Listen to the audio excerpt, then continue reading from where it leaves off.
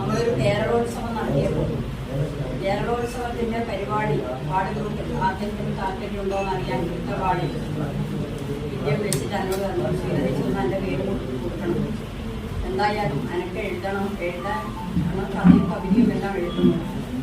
നോക്കുമ്പോൾ കേരളോത്സവത്തിന് കുറേ ആൾ നമ്മളെടുത്ത പരിപാടിയാണെങ്കിൽ അതിൽ വിദ്യ വീട്ടിൽ വാങ്ങി ഏറ്റവും സന്തോഷമായിരുന്നു. അപ്പോൾ വാർഡിന് 3 വർഷമായിട്ട് ആദ്യമായിട്ടാണ് ഇങ്ങനെയൊരു കേരളോത്സവത്തിന് സമ്മാനം വാങ്ങാൻ വിദ്യ തയ്യാറായി മുന്നോട്ട് വന്നത്. ഞാൻ പുസ്തകത്തിന് ഏറ്റവും നല്ല അഭിനന്ദനങ്ങൾ നേർന്നുകൊണ്ട് ഈ പരിപാടി ഉദ്ഘാടനം ചെയ്യാൻ